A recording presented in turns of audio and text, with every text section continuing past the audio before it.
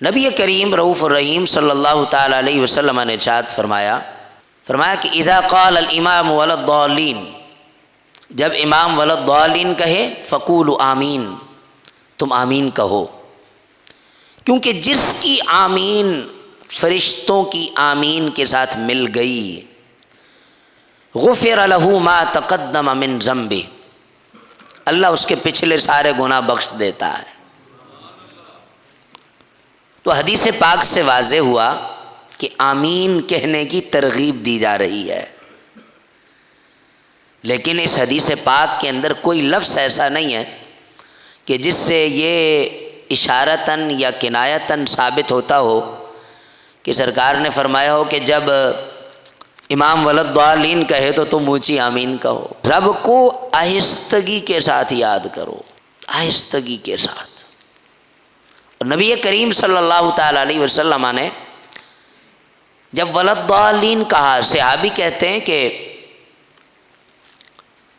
فقال آمین، نبی علیہ السلام نے آمین فرمایا، ولا الضالین کہنے کے بعد کیا فرمایا؟ آمین۔ وخفض صوتہ، سرکار نے جب آمین فرمایا تو آواز مبارک آہستہ تھی۔ آواز کیا تھی؟ آہستہ تھی۔ یہ تو علم کی بات ہے، دلیل کی بات ہے کہ کسی بھی ذخیرہ حدیث کے اندر کسی حدیث سے اشارتاً کنایتاً یہ ثابت نہیں کہ اللہ کے حبیب صلی اللہ تعالیٰ علیہ وسلم نے فرمایا ہو کہ آمین اونچی کہنی ہے۔ آمین کی فضیلت ہے، یا کسی صحابی کا کوئی ضعیف سا قول بھی ہو کہ صحابہ اونچی آمین کہتے ہوں؟ تو نبی علیہ الصلاۃ والسلام نے وخفض صوتہ، آہستہ سے آمین کہا۔ اور پھر عقل کا تقاضا یہ ہے کہ اللہ کے حبیب نے فرمایا جس کی آمین فرشتوں کی آمین کے ساتھ مل جائے، موافقت کر جائے۔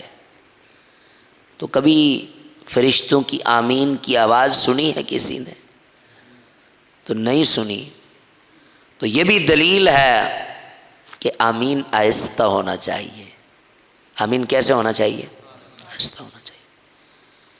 اگر کوئی شخص یہ کہے کہ چونکہ سرکار نے فرمایا فقولوا آمین، تو چونکہ حکم ہے تو ظاہر ہے اس کی تاکید ہے تو اس کو اونچا کہنا چاہیے، تو پھر اللہ کے حبیب صلی اللہ تعالیٰ علیہ وسلم نے یہ بھی ارشاد فرمایا کہ اذا قال الامام سمع اللہ لمن حمدہ، کہ جب امام سمع اللہ لمن حمدہ کہے فقولوا اللہم ربنا لک الحمد، تو تم کہو اللہم ربنا لک الحمد۔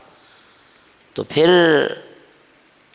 جو ربنا لک الحمد ہے وہ تو بلند آواز سے نہیں کہی جاتی، تو پھر جب وہ نہیں کہی جا سکتی تو پھر آمین کے بلند آواز سے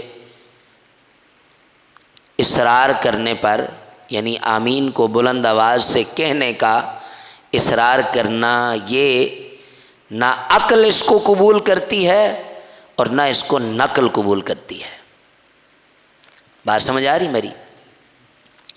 نبی کریم رؤوف الرحیم صلی اللہ تعالیٰ علیہ وسلم کے صحابہ کا بھی اسی پر عمل تھا۔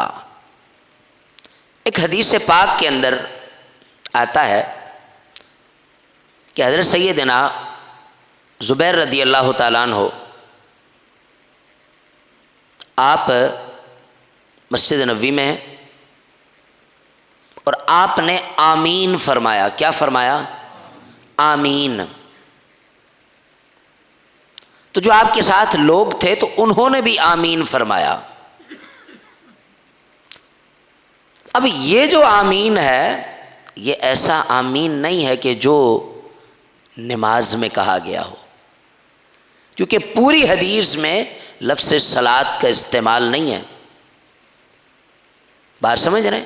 پوری نماز کے اندر، پوری اس حدیث کے اندر صلاۃ کا لفظ نہیں استعمال ہوا۔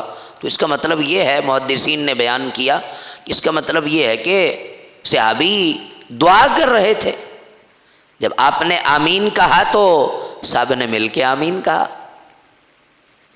ہم بھی جیسے امام جب کوئی جملہ مکمل کرتے ہیں تو ہم بھی آمین تو کہتے ہیں.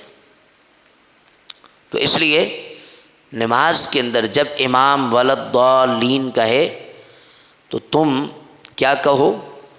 آمین. تو آمین کی جو آواز ہے وہ اتنی ہو کہ وہ آپ سنیں. بات سمجھ رہے؟ دو چیزیں، دو سکتے ہیں نماز کے اندر، دو سکتے. سکتے سے مراد ان میں آواز کی آہستگی ہے.